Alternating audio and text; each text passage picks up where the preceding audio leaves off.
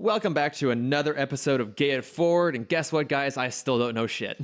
And today, probably neither of us do, because why? We're both white and stupid. I think we're both very white and very stupid. Yes. I'm going to give you the benefit of being slightly less white and slightly less stupid than me. So today we have someone to help us with that, who, my good friend Jose Gallegos, who will be teaching us about Latinx culture in the gay community. And there is a lot of juicy telenovela stuff to go down. I really want to start looking up telenovelas now. Oh, it's a haul that like 100-something episodes. Like, I mean, either I'm going to start watching them or I'm just going to constantly like nag Jose now. Jose, just get me on the phone and just tell me about a telenovela. Yeah. Just spin me the yarn, please. Yeah, that is exactly what happened with me. I just had him recap all of it because I could not sit through all of it. But he's super fun, and it's a real fun conversation. So yes, come ride the rainbow with us as we explore and learn together. Yay! Yay! Because after all, we're what? Educational. Yeah. Hashtag educational podcast. Yep.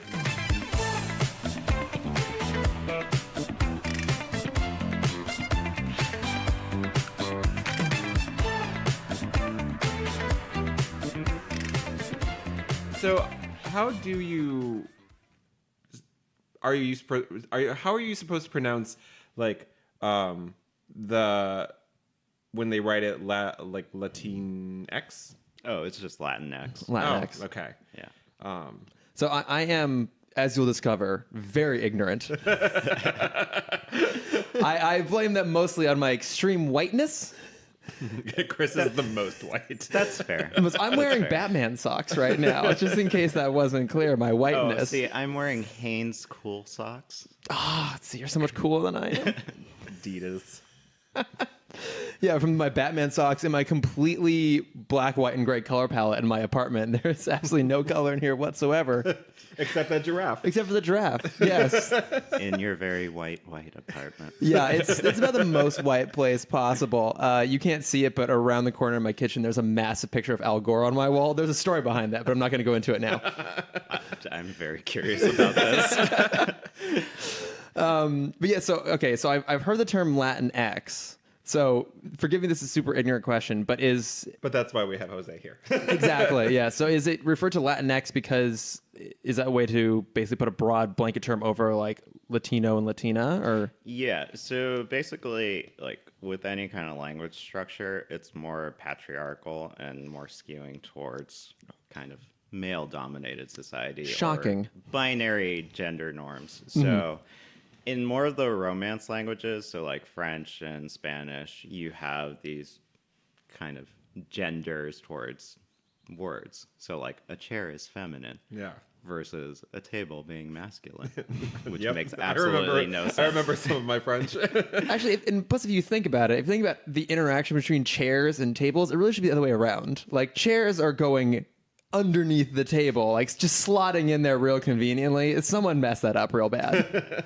But with Latinx, it's a way of not creating that you either have to be male or female, but just kind of a broad spectrum of this is a newer generation. But it's kind of in counter to once you learn about Latin culture, it's much more machismo and more, I don't want to say misogynist, but I'm going to say misogynist. Okay. Say misogynist. It's 2019. We're calling people out on shit. It's like what about the culture do you find to be very misogynistic or machismo focused? Oh, there's definitely a dominant conservative through line. So, Because very Catholic, right? yeah. The Catholics. And the thing that people don't understand when a lot of people say, I can't believe that, you know, a Mexican is a Trump supporter. When you are a Mexican, you can realize, like, yeah, I believe it. Like, the Republican Party kind of observes the ideals of some of the more conservative Mexicans. Oh, okay. And some of them, like, they don't believe in abortion. They believe in family values. They believe in religion. So all the things that Trump himself believes in. yeah. But I do find it interesting because I do hear a lot of like stories somewhat similar to your own where like there is that kind of like I feel like a lot of Latin families have this very kind of like ride or die thing where it's like a lot of my other friends who have come out who are Latinx are like they have very good relationships with their parents still. Maybe not their like dad, but like their mom and like at least the female part of their family. So Well, that's the strange thing, and I'll just qualify one thing. You don't come out as Latinx; you just identify as Latinx. It's more like a cultural term because I don't say that like I'm Latinx. I just say Latino because it's just easy for my brain to process. yeah, that's why I had like a small aneurysm where I'm like, what do I say? I personally say Latino, but other people say Latinx because it's just a cultural thing to say. But what I notice about families is that it's usually more your mother or your grandmother that's more supportive to you if you're gay, even though they have a lot of questions. So like my mom, when I came out to her, and so the story about my coming out is that I came out to her, I wrote "I'm gay" on a Jack in the Box receipt and I gave it to her. I remember this story. What? Yeah. So I gave it to her, and the first thing that she asked me, or the first thing she told me was, "But you don't look gay." And I said, "There's no one way to look gay." And she was like, "Yeah, but I don't see you out there with like a pink feather boa." And I said, "That's not necessary. I mean, some people do it." But Yeah, I mean, why not? yeah. But in terms of, because my family is predominantly female, most of them were supportive of me, but obviously they skewed towards asking me questions. So like my aunt asked me if I wanted to go see the Sex and the City movie right after I came out to her. That's so sweet. But then you get the counter to that, which is my grandma just saying like, "Are you psychologically sure about this? Because we could get you tested." And I was like, "There's no real test to say that I'm gay." Like, it's just kind of, I know that I'm gay. And throughout my grandma's life, we had our ups and downs, and we had a huge falling out after my mom died. But she resented me for a lot of that time. But she would also secretly like be on my side and be worried about me and concerned and just want to make sure that everything's all right. And there's this kind of duality with women, especially in Latinx cultures, that they'll say one thing, but they'll also turn around and kind of like secretly, covertly try and help you with whatever's going on. And it's weird, but with the men, it's more upfront. Like, with my grandpa, we couldn't tell him up front that I was gay, even though he had his suspicions. But because he was of that machismo culture and liked to make fun of being gay, we were always afraid, like, no, we're not going to tell him. We're just gonna skirt around this. So what were some of the other questions that you got though? Well, from my two sisters, my one middle sister, she asked me, "How much lube is too much lube?" What was your answer to that? Like, I said, "I don't know. I'm still a virgin, so you can ask me in like maybe a year." And this same sister also came up to me once, and she just said, "You know, I tried it once, and it really hurt." And I just told her, "Maybe it's not for you. Maybe you know, sometimes you should just not do it." And she was like, "Yeah, but like, I just want to practice in case." I was like, "Just don't do it. Like, just steer clear of that one." I feel like I always hear those stories from women where they're like, "I tried it. It wasn't nice." I'm like, maybe not for you then. Maybe not for you. Yeah. Also, you have a dedicated hole just for that. You are literally meant to have a different form of sex. Exactly. Necessity breeds invention here. Yeah. Like, my God. That's such a... How much lube? She asked me how much lube. Was that like literally the first question she asked you after you came out? What? Yep. Which, side note, my other favorite story are like... are the straight guys who like want to try anal and then they don't know about cleaning out and they're like, "Yeah, it got really messy." I'm like, how do you guys do it? I'm like, well, diet diet, regimen. fiber, a hose attachment. What else do you want? It's a whole process. Yeah. This isn't a spur of the moment thing. Yeah. It's called being prepared. God. Things are gonna happen on a whim. Be ready for them. Oh. You need a tight turnaround. If something's gonna happen, I need an hour. Someone's told me there are people who who are like have strict diets and consider themselves always prepared bottoms, like they're like strictly vegan or like ever bottoms. Like what? Ever bottoms? Ever bottoms? I don't know. I don't know. There's got to be a term for that. What Just the like hell ever is an ready. ever I don't know. I was like, that cannot be possible. I don't know. Yeah. How? Find those people, get them on this podcast. I want to know how I they want to do know what it. that regimen is like. Oh. You just need a self-cleaning system. Yeah. like you need an internal bidet. That's just like, I got to prepare for tonight. Let me just press a button. Yeah, exactly. All right, good to go. Good to go. Oh, God. So, like, what kind of other questions did your family ask you when you came out? Also, when did you come out? So I came out, I believe it was 2008, because I had just started college in 2007. Okay. And so I went home for the summer, and I was with my mom. I remember I had known, and a lot of people tell me, you couldn't have known that early. But since I was 4 years old and my mom introduced me to Melrose Place, I kept on thinking, all those white gentlemen are very attractive. And so I knew that something was up. And even my mom wouldn't really understand clues. Like, she even got me the not autobiography, because she couldn't have written it. She got me the biography of Judy Garland, and I did that as a book report, and she still had no idea. No idea. Well, when you went to school dressed as Julie Garland to give the presentation, that should have been a giveaway. I actually did. Did you? Yeah. I did. I was like, don't put that past him. I actually did. What form of Judy Garland? Exactly. Okay, so it was from A Star Is Born, and it was when she was dressed as that tramp saint. So, like, when she starts crying and talking about how much she hates herself, that was the scene that I took inspiration from. So I dressed up for that presentation. Also, maybe a sign. Maybe just a little, just a teeny tiny Just a one. little bit. But yeah, the family just kind of asked me general questions about, like, how do you know you haven't had sex yet?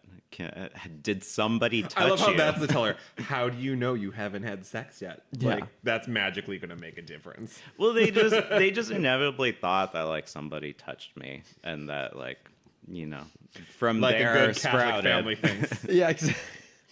Well, the funny thing is, I'd say we're lapsed Catholic, but also my grandma raised some of them Mormon. Well, most of them Mormon. Oh, that's right. Oh, Yeah. what? Wait, how does that work? Well, when those gentlemen in those nicely pressed shirts come up to your door and knock and say, "Have you heard the word of God yet?" You were like, no, please tell me more. Yeah, my grandma was just like, "Yeah, let's check it out." And so for It was some of those them, short sleeve white shirts. Just drew her in. yeah, she liked it and she was interested in it. And for my older aunt, she was more drawn to it and ended up marrying a Mormon man. They moved to Utah, lived there for a long time, but inevitably both of them were conservative and identify as Republican.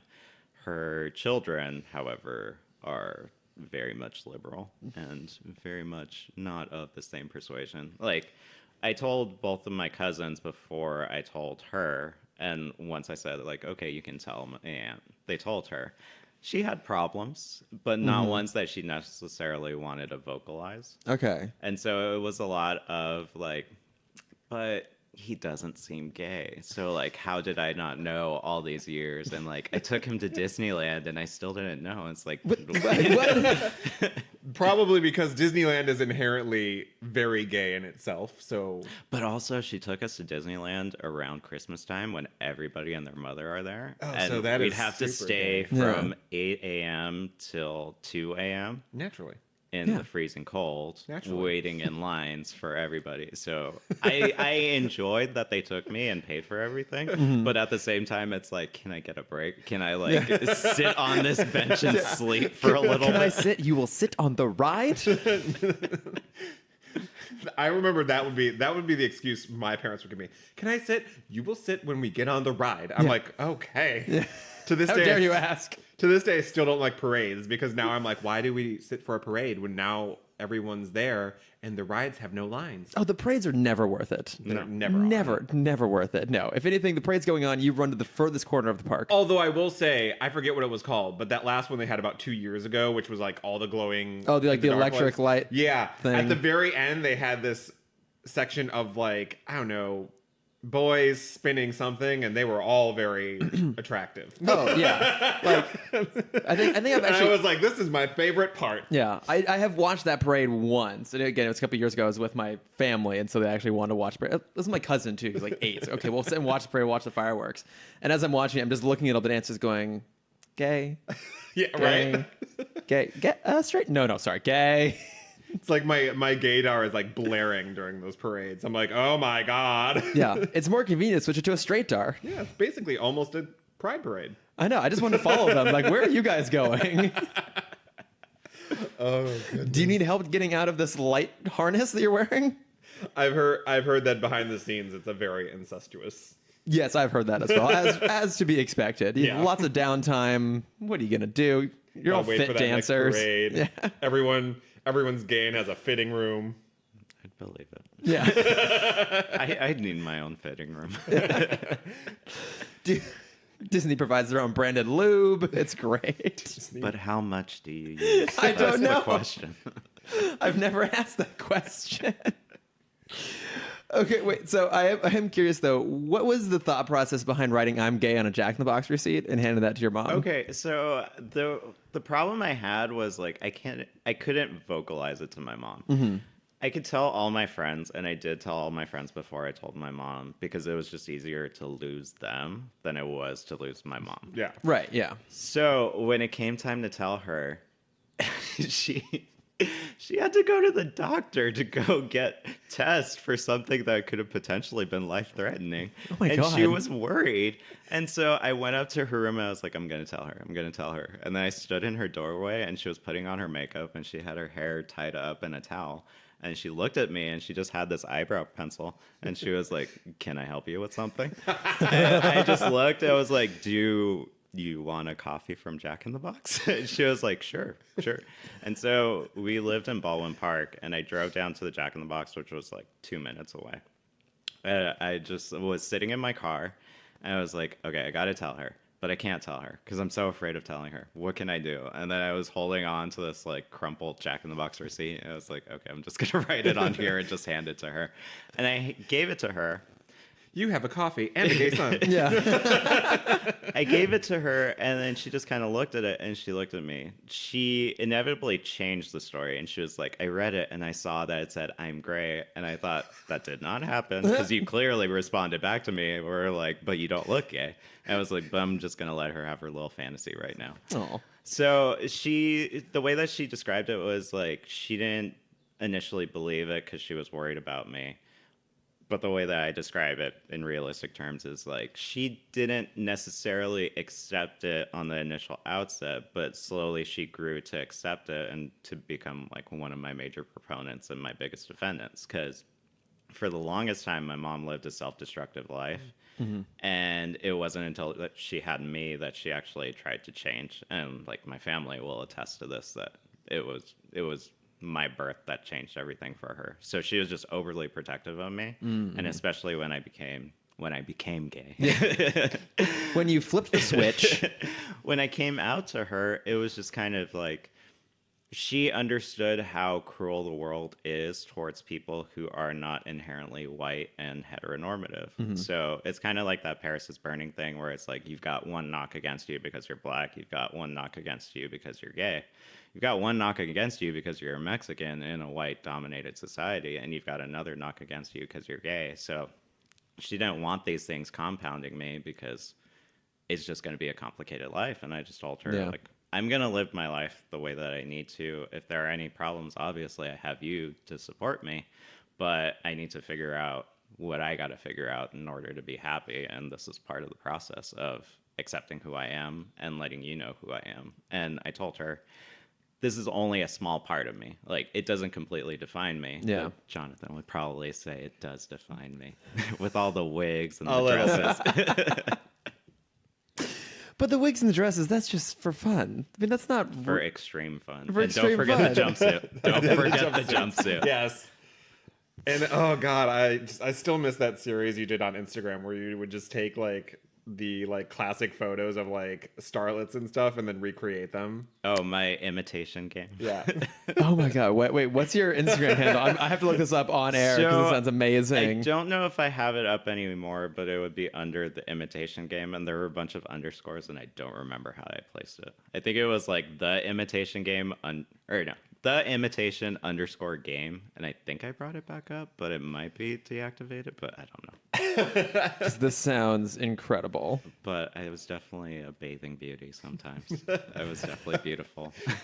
And all those pictures were taken either in the bathroom or in my kitchen. Basically. Yeah. Okay, I'm not seeing it. I'm not seeing it right off the bat, so I'm gonna have to go hunting this down. But like so take us through like your experiences, like just what the differences between experiencing obviously you've experienced what gay white culture is, if there is such a thing, and then, you know, gay Latino culture and sort of that experience. Well, the funny thing is that when you are gay, Latino, and a male, you kind of are automatically perceived to be a bottom. Which I don't. It's just an inherent thing where people kind of think that you are. Is that all across the board or just in Latin culture? Mainly in Latin culture, but I'm sure in, white dominated society, they probably perceive you as a bottom. Because you get that stereotype of you being loud and you being a caricature. But another thing that I forgot to mention is that most of my family were concerned that I was a bottom. And most of my family would tell me actively, like, if you are gay, make sure that you're giving, that you're not receiving. To which I wouldn't respond to that. I'd just be like, okay, whatever you're saying. Sure. Well, secretly, you already know my orientation. What was their specific concern? Like, was their concern grounded in understanding, or was it just grounded in like assumption? It's more in that machismo culture. Okay. Because it's a weird, I'm going to say like a prison mentality where it's like, Okay. I'm not gay because I had sex with a man. If you're gay, then you're more associated with the bottom. Whereas in Latin culture, because there's such a high prevalence of machismo, if you're the one that is the top, you're kind of seen as more masculine because you're doing what, God intended you to do. Whereas if you're the bottom, you're just kind of perceived as the word, and I'm probably going to mispronounce it because my Spanish is bad, is maricón, which is just kind of like a way to say faggot in Spanish. So you're just kind of perceived as this other. You're not necessarily a man, you're more a female. And that's the perception that people have of you. So the issue isn't necessarily gay or not; it's the issue is being more feminine. Yeah. Well. I know. I'm like, fuck it. As you both cross your legs. I know. Like, oh well. I know. My legs are crossed and spread across almost an entire couch. Anything like that I was ever told is I remember like sitting as I am, like cross-legged at something one day, and my stepbrother being like, "Don't cross your legs like that," and I was like, "What? Why?" Like, No, you have to sit like this with your legs as spread wide as apart. possible. There, I got it. This is so much more masculine. Also, I'm pulling a muscle. This hurts. and then I remember at one like dinner or something, it became a game because I was so irritated with him, where he would like push my leg down, and I would like just do it again. See, I would have gone a different route. If they told me not to cross my legs, I would just say like, "Oh, you're right. I gotta do the Princess Diaries thing where you gotta sit tuck to the it side." behind the ankle. Yes. And I told them like, crossing your legs is for horse. You're not supposed to do that.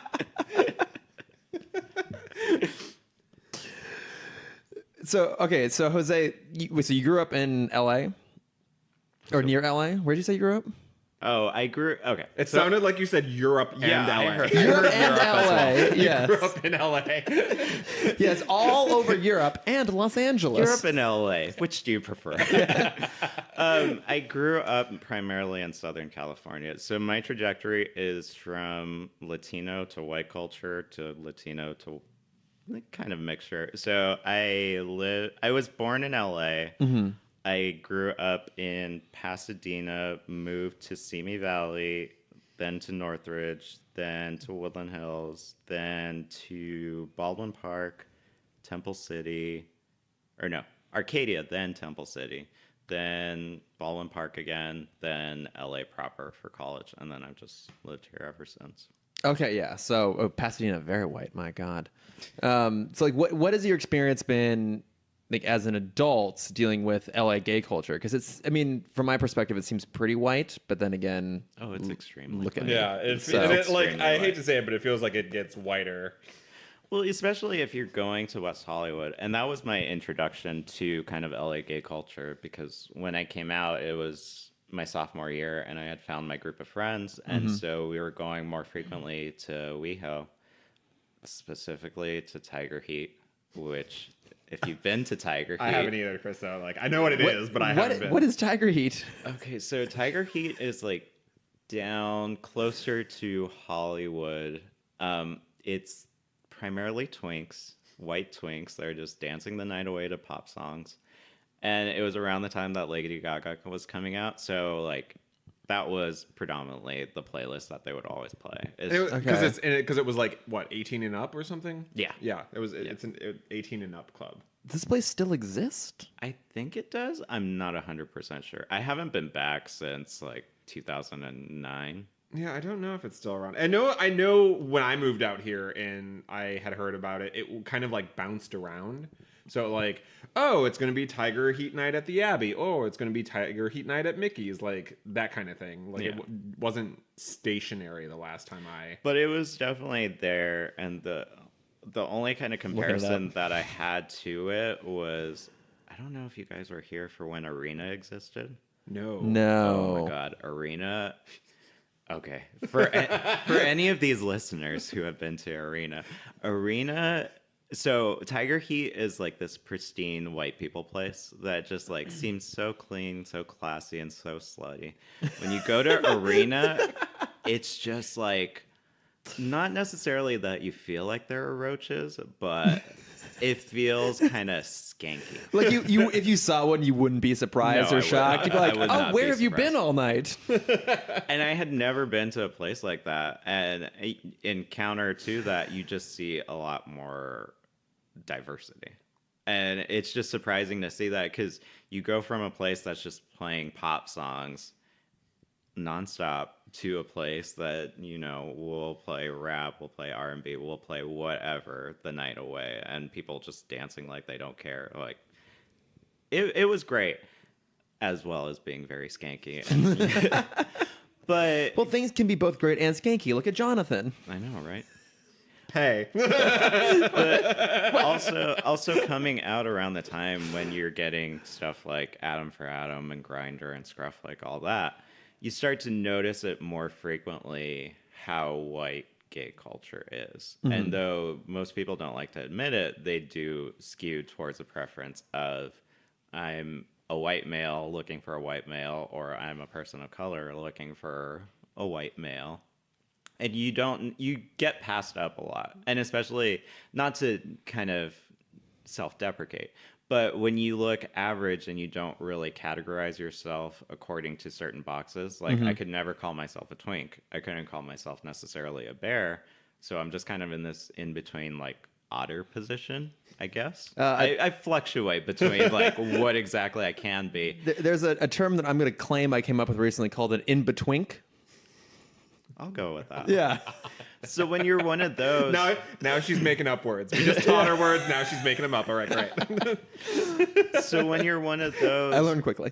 People don't really necessarily know how to approach you, or Right. whether you are something that they desire, unless it becomes something that's more fetishistic. So, like, Jonathan and I have some mutual friends who are on the more attractive side, and can categorize according to certain checked off boxes. And so they're able to get more attention. Whereas me, when I was single, it was just like, okay, I guess I'm just like doing my solo thing, just dancing the night away. And then you do a death drop. And then I do a death drop, my rackety ass death drop. Now, would the death drop at least garner some attention? Be like, oh, look at that death drop. His death drop, yes. Okay. Okay, so I can't do a death drop because I'm too afraid that I'm going to hit my head.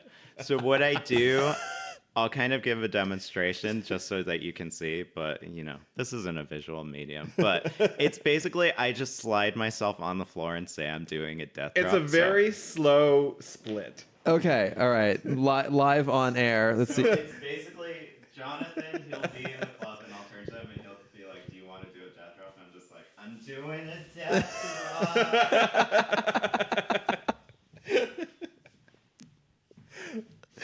Right in the middle of a club. I love it. A dirty ass club that probably has a bunch of feet print. You put yourself on that floor. Yeah. Were you doing this at Arena? No. Okay. No. This hasn't been in like the last 3 years that this has come up. No, if I did it at Arena, I would be afraid. I would have a host of diseases. There would be a host of diseases. So did you use Grindr for a while? Have you used Grindr? Like, what was your experience like using that? So I used Grindr for most of college, and it was, I'm sure you've experienced this before, that love-hate relationship where you're just like, oh, I'm going to find the love of my life, and I'm going to hook up with a bunch of hot guys, and then, like, you don't get as much attention, or you're oversaturated with attention. You're like, I'm getting rid of it because I'm going to be independent. And then you get rid of it, and you're like, damn, I'm horny. I need Grindr again. I'm horny. I want attention. I think my thing now is like I've been feeling the oversaturated bit, but like it's that thing of like not even. I mean, I don't know that other people have experienced this, but like it's like an oversaturation of just trash. Like it's like for every 15 guys that message me, like I'll maybe be attracted to one. Oh yeah, I just delete left and right. And it's I'm just like, I'm like, great. And I find like when I use Scruff, I actually get like not oversaturated, but I get more of the kind of stuff I like. Mm-hmm. So I've like been like, like very close to deleting it, but I'm going back and forth between that. Even because Grindr skews more towards that ideal of this like buff white guy, you get a lot more buff white guys. It's like it's like going from Tiger Heat to Arena, like going from Grindr to Scruff. Scruff is just like, oh my god, there's a variety of people out there. There are bears that exist. I did not realize this. There are bears in the wild. Grindr is like buff white guys and twinks and everything vanilla. Like, yeah, and even some strange shit too. Like, I get like the weirdest requests on Grindr, and it's not even like fetish stuff. It's like, can you like come and blow me while like in my garage while my wife's like next door? I'm like, what? Though I will say, okay, it wasn't on Scruff. It was on Adam for Adam, which, ladies, I don't really suggest you do Adam for Adam because that is a lot more skankier. But there was one guy that I connected with, and he was talking about meeting up, and he was like, oh, do you like cam? And I was like, sure, because I had never done it. So I was like, okay, I'm game for whatever. Yeah. That's always the response. I don't know what that is. So yes. So then we just turned on our cameras, and I just kind of waved to him, and then he was like, he started typing, and it was like, hold on 1 second. He'd left for a little bit. He came back. He had a plate that had some shit on it. And then he just put it in front of the camera. He was like, okay, now you can jerk off to it. And I just looked at it. I looked at myself in the mirror, and I looked back at the camera. It's just like, we're turning this off right now. You had this like existential crisis. No. Like, what decisions have I made in my life that have brought me to this moment? Oh god! I was like, no, we're closing that now. We're shutting that down. Does he serve food on that plate? Does he have a dedicated plate? I don't want to know that. No. I have so many follow-up logistics questions that I'll never get answers to. Never. But like, have you found that people do fetishize you though? Like, have you had a hard time like being able to differentiate someone's interest based on what they're actually looking for? Definitely. I even make fun of my boyfriend now, and I tell him the only reason you're with me is because I'm brown. And he's like, no, there are other aspects of you I like. And I was like, yeah, but primarily brown.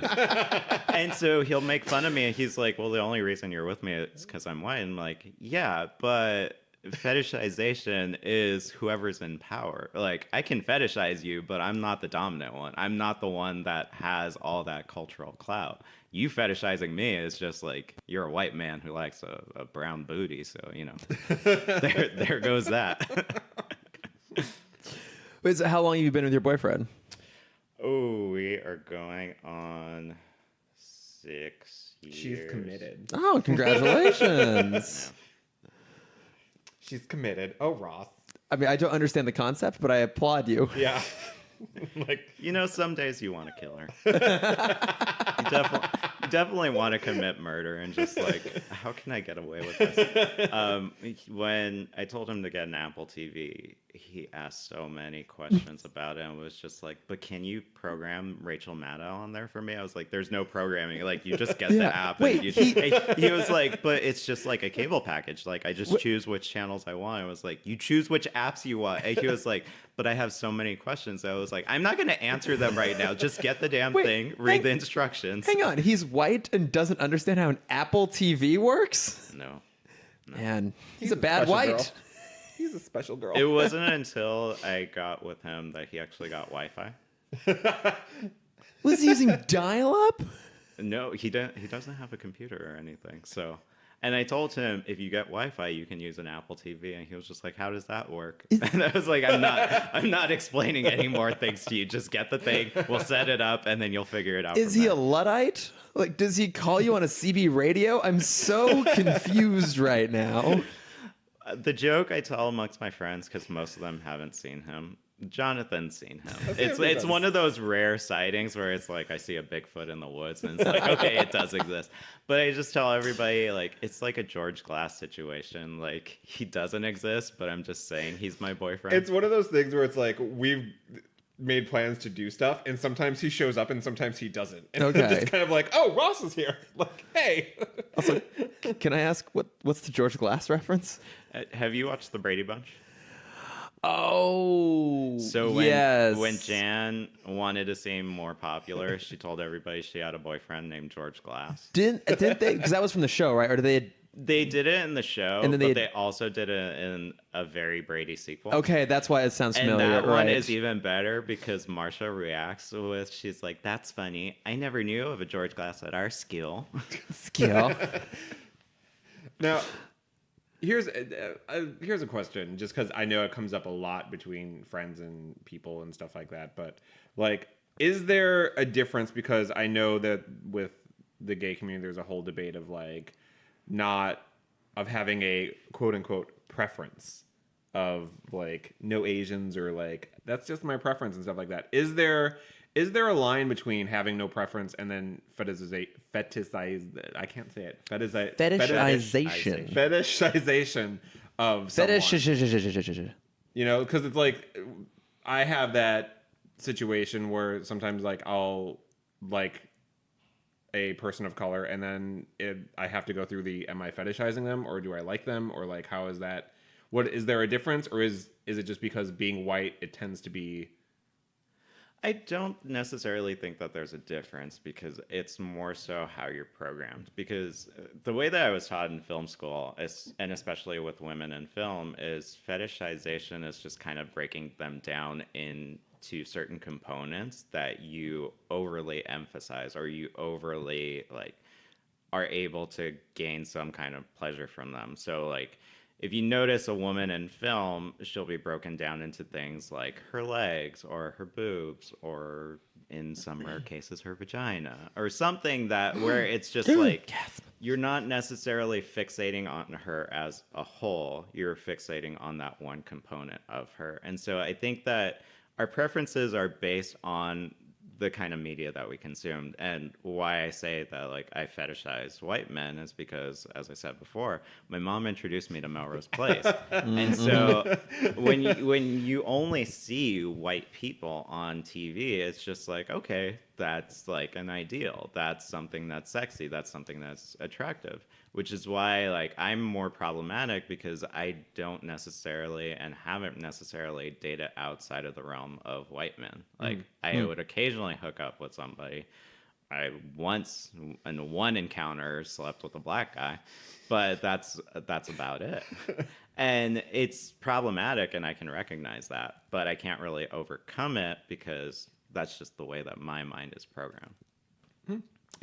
Interesting. So then what elements of kind of queer culture and like TV and cinema influence you then? Like where Selena. Yeah, like I only knew her because of the Jennifer Lopez movie. And my grandma had watched it one day. And I remember seeing it, and I was just like, I don't know what this is. Yeah. So in Latin culture, when you are immediately inundated with it and you are watching those telenovelas, those TV shows, you are in the know with most other people. Like you have things that you can kind of come together and collectively adore. Selena was a cultural moment for Mexicans specifically because it was a time when somebody was able to cross over from the threshold of just being like a Mexican star. And she's not even Mexican. She's of Mexican descent, but she's Tejano. So when she was able to cross over from just singing primarily Spanish songs to actually winning a Grammy and like going into mainstream pop culture, it was a big moment. And so then when she died, that was an even bigger moment because it was the loss of an icon. It's kind of like on RuPaul's Drag Race, you have Valentina, who is kind of Chris, pay attention. she's this big deal because on RuPaul's Drag Race, if you notice, in terms of Latin culture, there's not much representation. You're either a Puerto Rican queen or you're not. I actually noticed that after she was on. Yeah, and the only other Look her up Mexican here. queen that we had was, I think, Delta Work. Like Roxy Andrews is also Puerto Rican, which I just discovered. What is Vanjie?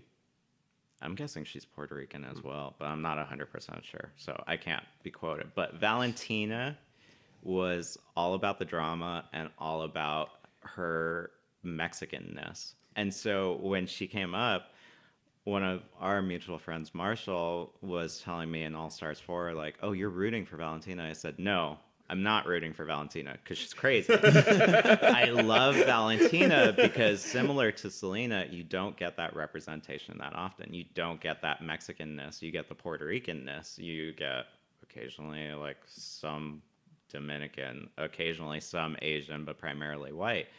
Very rarely you get that Mexican, and she delivered on so many fronts just in terms of her looks and her drama and all of that. She just played into the fantasy. Yeah, So you clearly. you just kind of take what you can get, even though she's extremely problematic. And like even on this season, I don't think that there are any other Mexican queens. I don't think so. Not, No. At least So- not from my recollection. Just to fit into my own stereotype here, knowing nothing about Drag Race, what makes Valentina so problematic? She's crazy. Yeah, Like, how so? She just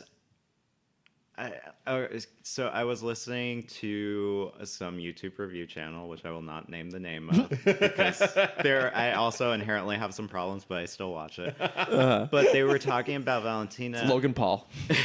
oh God. No. They were talking about Valentina and they were just saying like she's like an Alexa. So like if you say her name, she'll automatically just pop up and be a part of the conversation. But the moment you talk about anything else, she just goes back to sleep. And it's like she's just completely about herself. And even I've heard friends who have gone to meet and greets or like to go see her perform, and they just say she's extremely late. When she comes on stage, she does one song, then she leaves. She rarely like interacts with her fans.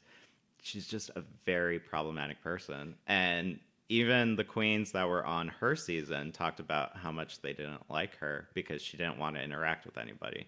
She was more so just about the image that she was purporting, rather than about actually being a nice queen. Well.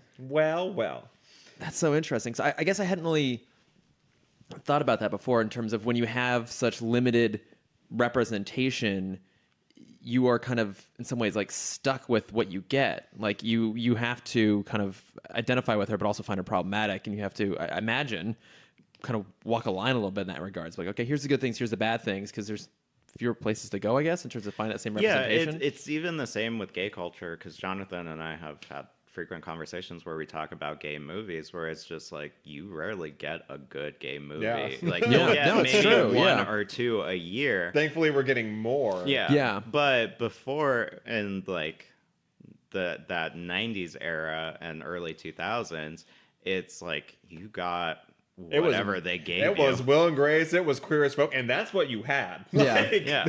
That was it. And maybe Real Sex Late Night on HBO, but that was basically mostly what we had. MTV's Undressed. Yes, MTV's Undressed. Or like I also considered MTV's Spring Break, because there was a lot of male nudity during those spring break segments. Yeah, I guess so. It wasn't as good, but like you took whatever you could get, and you would hope that one day it would cross over into the boundary of actually being legitimate and good. And I think we had kind of a watershed moment when Brokeback Mountain happened. Which is always my funny thing, because some people are like, it's not that good. I'm like, well, you say that now because there's more. Like, Yeah. And I had one person was commenting about GBF when it came out and was just saying, oh my God, it's so terrible that people are trying to give it an R rating so that younger people can't watch it. And I had told that person, well, it's not the greatest movie. It's not the best thing that ever happened. It's a fine movie. Also, but I've met what's-his-face? Michael... Willett? Well, I forget his name. Have you seen United States of Terror? No. Oh, you should watch that. But I've met him, and he's the sweetest guy. Oh, no, I'm sure he's sweet. Adorable. But I also have comments on his acting because it was very limited.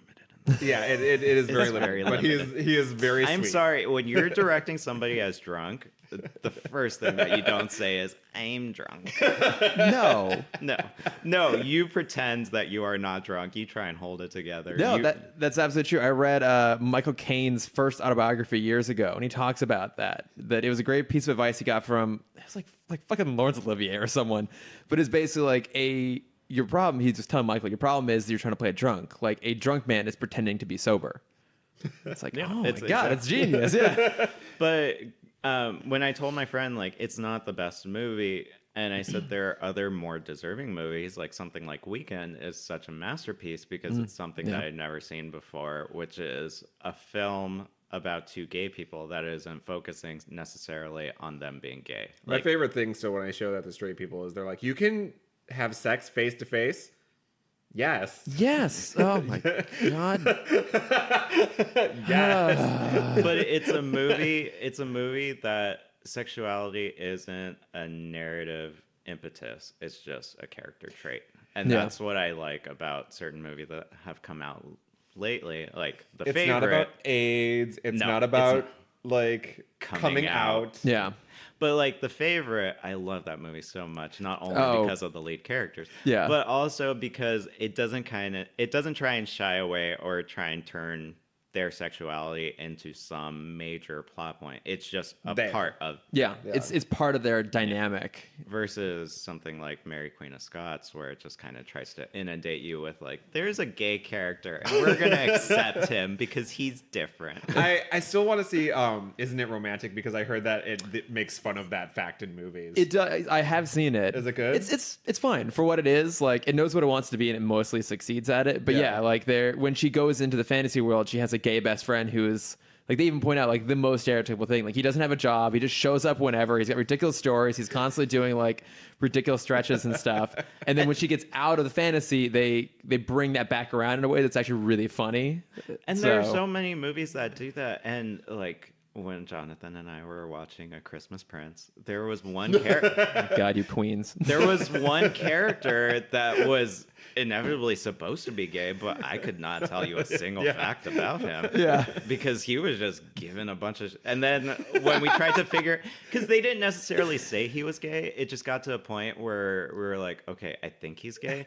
And then they finally showed it at the end when they're at New Year's or Christmas or something. And it's just like, oh, I brought my date. Oh, I brought your date. We're going to go out and party. And it's like, okay, he's with a guy. He's definitely gay. He is definitely gay. Definitely gay.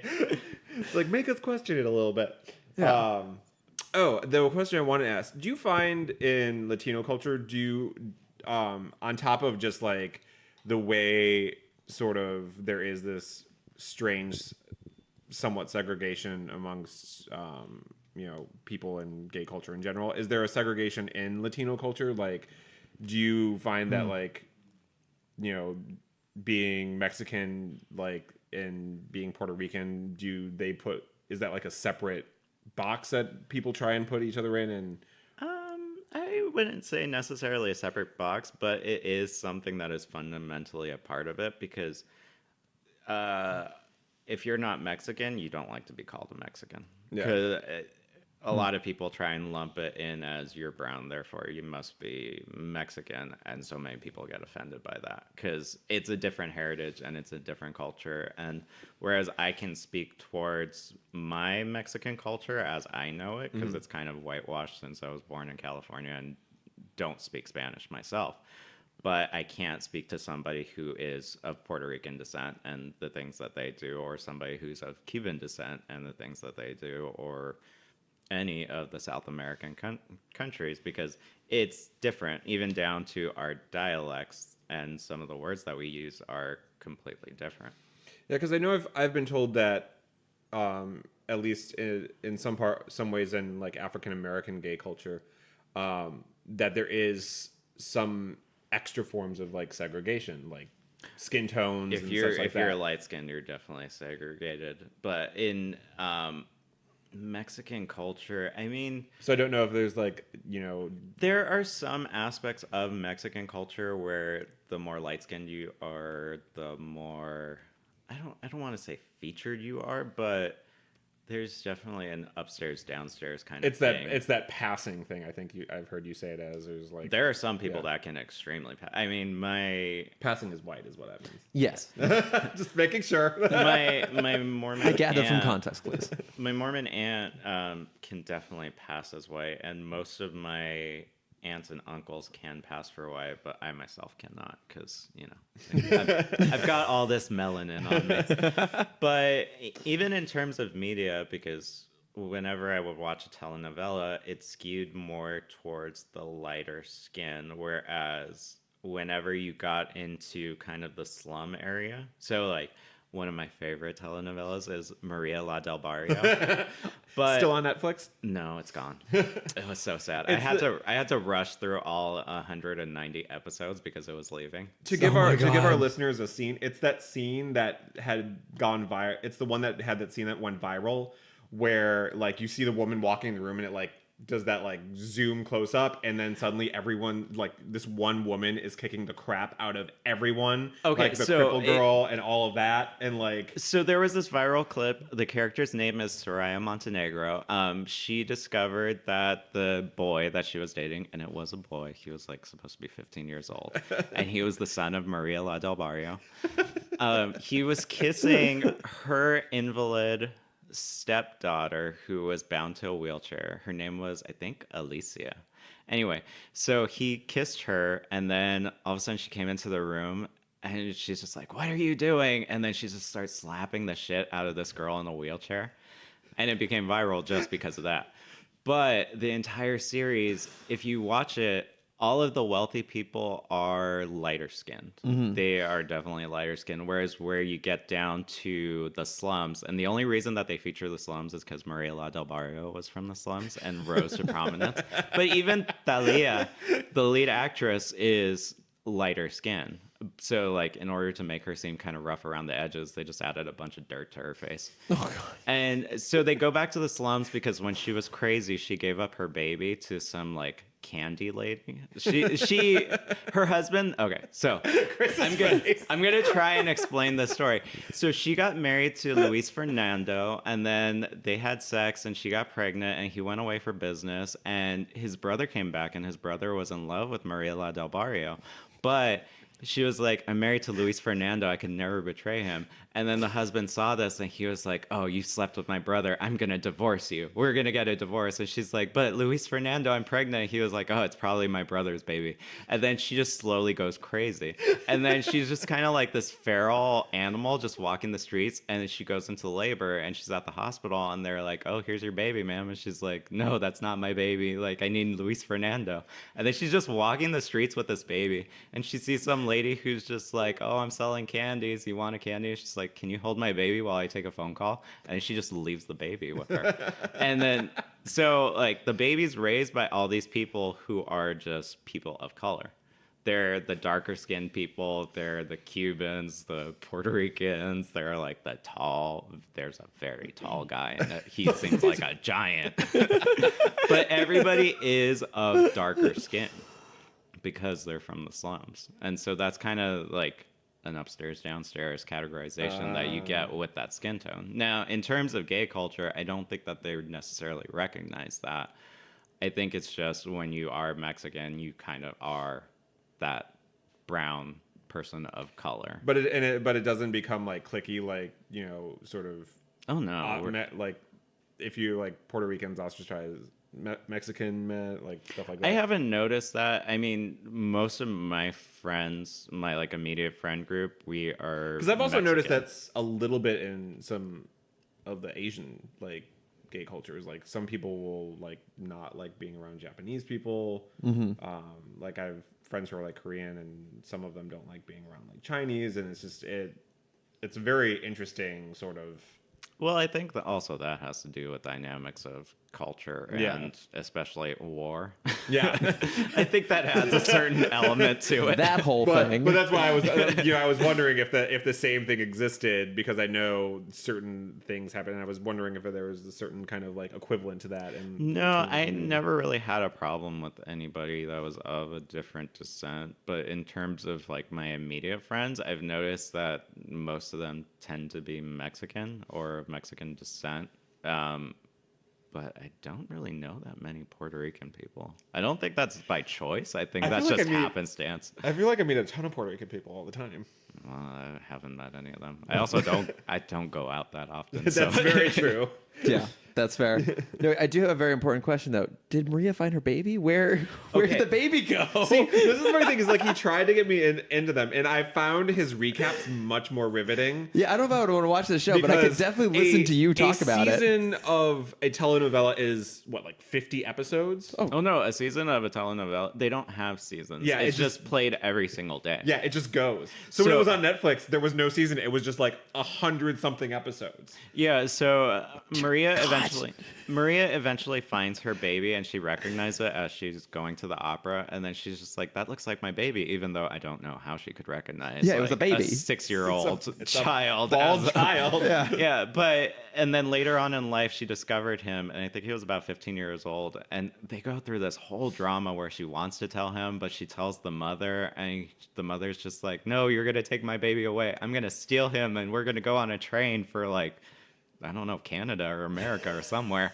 And then they go on the train, and then Maria's just like, we got to find my baby. And they go through this rush, and she's reunited, and she's like, I'm your mother. And he's like, oh my God. And then Soraya Montenegro, because she was the primary antagonist in the beginning, she wanted to marry Luis Fernando, but she couldn't because he didn't love her. He secretly loved Mariela del Barrio, but he didn't want to be with her because she was just a slum. He thought that all women are terrible. Chris is riveted. I am. This is amazing. So Soraya got into the situation where she was going to blackmail the family, but then she got pushed out a window. And she was defenestrated? Yes. I love that word. She ended up in Texas, where she was having an operation to regain like mobility and all that, and then she met Alicia, and she's just like, oh, you're a terrible like invalid cripple girl, I don't want to deal with you. But then she saw that she had a wealthy father. I was like, okay, I could deal with this. She ends up marrying the father, killing the father, and then they move back to Mexico just so that they can harass Maria La del Barrio. And she realizes the only way she can get back at Maria La del Barrio is by sleeping with her son, who is 15 years old. And she provides him alcohol. There's a lot of great stories. There's also Penelope. Oh my God, Penelope was great. She slept with Luis Fernando when Maria La del Barrio was crazy, and then she started blackmailing him. And then when Maria La del Barrio, because what happens is, I think it was Alicia's maid, when she gets pummeled by Soraya, she goes into a coma, and then they blame the son. And he's like, I could never do that. I could never do that. And then Maria La del Barrio is like, I will take the blame. I will be the sacrificial lamb. So then she goes to jail. The son is just like, I could never defend somebody who tried to murder. And it's just like, you just got accused of murder. Like, you already know she didn't do it. And she's in jail with Penelope. And Penelope is just like, oh, you're terrible. I'm going to give you a terrible time. And then then somebody starts a fire. And then Maria gets amnesia and goes to work for somebody else. I think he's like a doctor and he falls in love with her.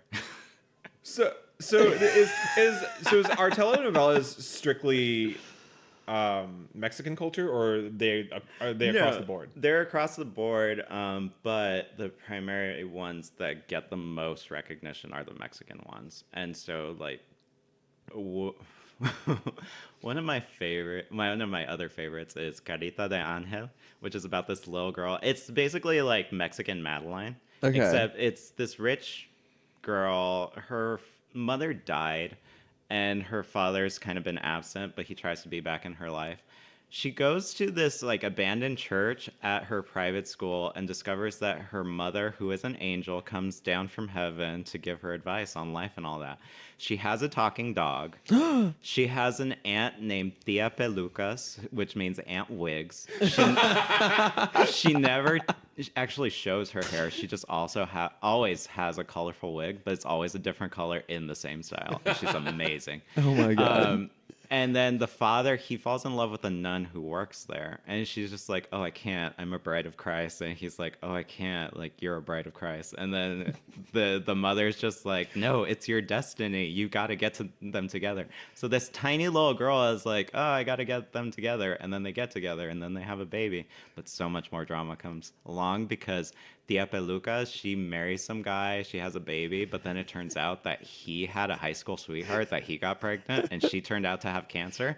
So then he has to take care of the baby, and she's this evil, like, 19-year-old girl who always says, claro que sí, which means, like, sure. And then she, like, somehow gets some, like, drug smuggling, like, robbers involved, and they try and steal Carita de Ángel, and then, like, he dies in quicksand or something. God, remember when quicksand was a thing? Oh my God, like everyone's childhood fear. Getting sucked into quicksand. I love that thing that went around the internet for a while where it was like, growing up, I thought quicksand was going to be much more of a problem as an adult than it really is. Yeah, I know. But the telenovelas are just great because they're a source of drama. Did you ever watch Eva Longoria's telenovela show? Oh God, no. No, that is a whitewash show. Because I don't think it's on anymore. I don't even know. No, I think it's canceled. But when you watch a telenovela, a lot of my friends have commented when I talk about it, and they're just like, that sounds terrible. Or like the clips you showed me, they have terrible graphics or terrible this, terrible that. I think it sounds amazing. Yeah. And I tell a lot of people, like, no, when you watch it, you're not watching for any good quality TV. You're watching for just the drama. Yeah. You're watching intensely for that villain because she is over the top, because she's ready to kill a bitch. Yeah. Well, and I love it too because that's what defines so much of culture now. It is the crazy over-the-top melodrama. It's like we were talking before we started recording about why I'm not a super fan of Drag Race, what I've seen, because it's super melodramatic and it's like quote-unquote reality TV. And that's what everyone goes to anyway. So now why not watch something that's also scripted and like very heightened and fun? Well, with Drag Race, a lot of the problem is that binary of if you're a drag queen, you have to present as femme. Yeah. And those are primarily the queens that end up winning in the end, are the ones that can present as femme and show that part. In rare instances, you get somebody like a Sharon Needles that wins. I always love the weird ones. Yeah, and she won primarily because she was able to compromise. She was able to show her spooky side, but then she was like, I'm going to present like a woman just to give you what you want so that you're not going to complain about it next week. But everybody else who doesn't really want to compromise with their style is criticized and immediately kind of voted off for whatever reason. And if you've been watching from the start of the show, Chris, Why would I have been watching? When did the show come on? When did it start? You'll notice that like as you go through like the earlier seasons to the later seasons, like a lot of the more recent seasons, like it's all about like it's no longer about like who's like a funny queen or who is like creative and stuff like that. It's a lot more about like who can pass as female or who's like the fishiest queen. And more recently, it's about the mainstreamification of drag, because when it was on Logo, they were able to do a lot more raunchy things, a lot more God, I miss those in-your-face days. stuff. But once they came to VH1, it seems like they kind of dulled that edge. And so if you watch season 9, the one thing that I hated, I'm sure most people hated, was that like mirror, the tragedy mirror, where everybody just was like, hey, who's gone to Russia? Anybody gone to Russia before? Let's talk about that. Hey, who has an eating disorder?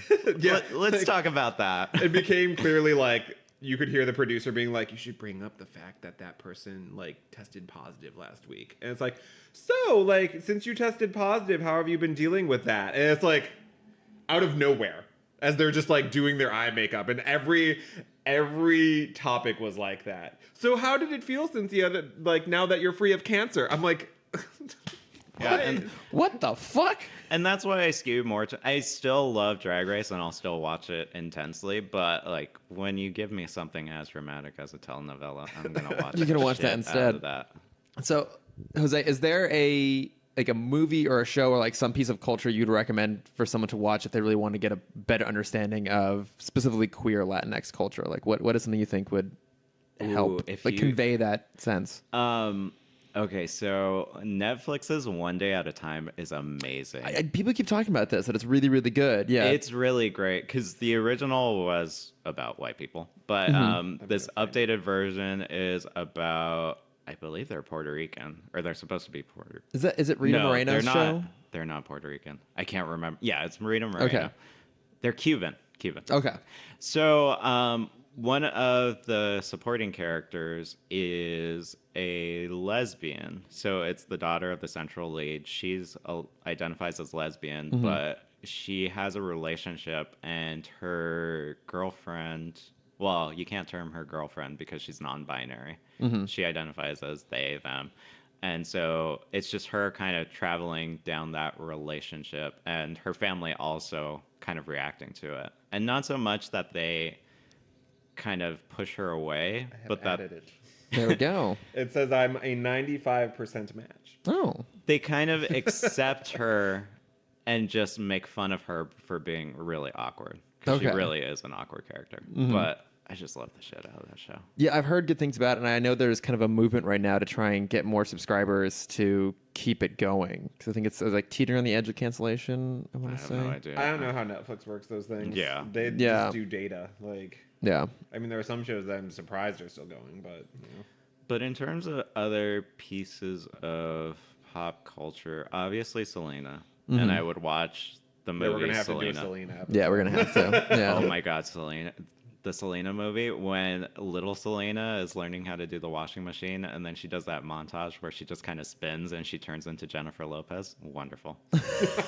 Or my other favorite part, I think it was Willem that said this. He was talking about Selena. He was like, yeah, you know, things would have gone differently if she had caught that rose in that dream that she had. Because there's a scene right before she dies where she goes out on stage and she's ready to sing Dreaming of You. And she starts singing it. And then she gets to the chorus and somebody throws a rose at her and she doesn't catch it. And it's like, oh my God, she's going to die. And this is getting real. And so Willem was just like, yeah, she caught that rose. Things would have ended differently. But I saw it at Hollywood Forever. And when it got to that moment, everybody was having so much fun. It was such a wonderful night. They even had a gay mariachi band, and it was great. But when it got to that moment, when it was the dream sequence, everybody knew what was happening. And there was one guy behind us. He was like, "Can we stop the movie now? Can we stop it right now? Like, we already know the ending. Let's just forget that it ever happened." But in terms of other cultural elements, I would definitely seek out Thalia because she did some interesting telenovelas, including Maria La del Barrio. She did Maria Mercedes and Marimar. Oh my God! If you've never heard the theme song to Marimar, sing it to any Mexican, they will immediately respond to you with "Ow!" Fucking fantastic. Marimar is great, and she also did this one called Rosalinda, which I never saw it, but it was another one of those, like, she's in love with the guy, she gets married to the guy, and then I think she gets amnesia. But It's always amnesia. I just always loved that theme song because I was like, oh, it's a play on words because it's Rosa Linda, which means beautiful rose, but it's actually like her name is Rosalinda. Okay. So clever. Let's see what they're doing. Yeah. Or what the hell is her name? I think it's like Laura Leon. He has the most ridiculous memory about like. I know this is stuff. very, Like, very impressive. I don't know Like, how you do it half the. I have like a good visual memory, but like you remember lines and phrases, Yeah. and I'm like, So there's an actress / singer named Laura Leon who was in telenovelas, but she was also a recording star. She is amazing. She's just, I don't know how to describe her looks. She just seems like what you'd identify as a cougar.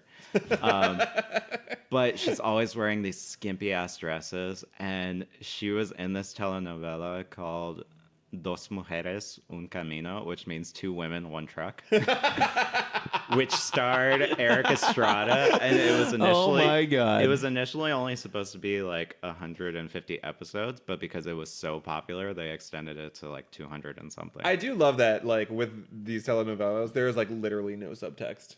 No. It is just Yeah. there. It's just right No, you there on don't the need screen. subtext. Like, you just fun need that the way. drama. And they Get right to the point. Yeah. telenovelas always give you the best part, which is the makeover, because they always have a character who's ugly. I who remember needs to be that in makeover. Maria del Barrio.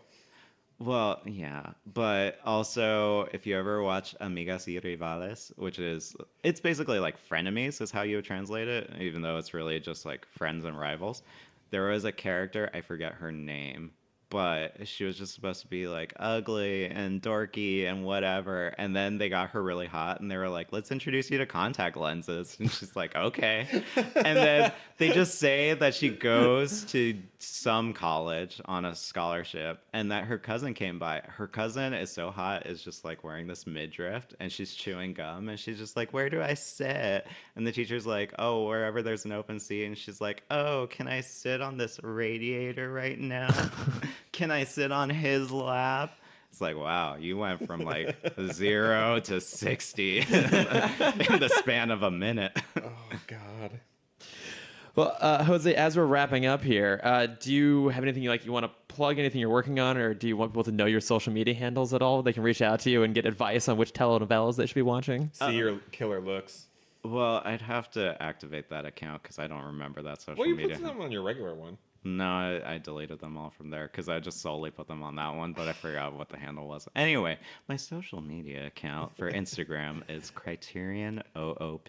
That's all one word, and it's not Criterion Oop, as many people. One person called it Criterion Poop, and I said, that is definitely not my social media One of handle. those might have been me. It was probably both me.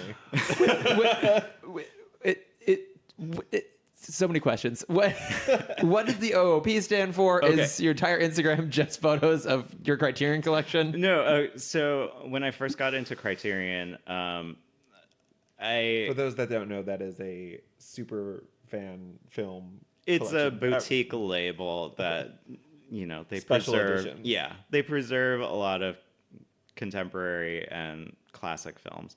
But I joined this group called Criterion Out of Print, and they had a picture that just said like Criterion OOP motherfucker, and I was just like, that is a clever name. So any chance I got, and if anybody out here steals that handle from me, I will murder you. That is a guarantee. Because so far I have not had any problems getting Criterion OOP. But I'm watching. I'm watching, and if anybody out there has that handle, I will murder. You're well trained in the art of murder. I will be like Soraya Montenegro. I will get my vengeance. You have hours and hours and hours of training on this. But yeah, I'm just on Instagram. Not really anything in particular, because right now I'm working my 3 jobs like any good millennial, and none of them are really lucrative or, beneficial. Enough to support your poster and Criterion habit. Oh yeah, I have an intense poster habit. I'm up to like 370 movie posters. When are you gonna just get them restored? I need a gallery. Yeah, it sounds like it. I really do. We'll get you a gallery space.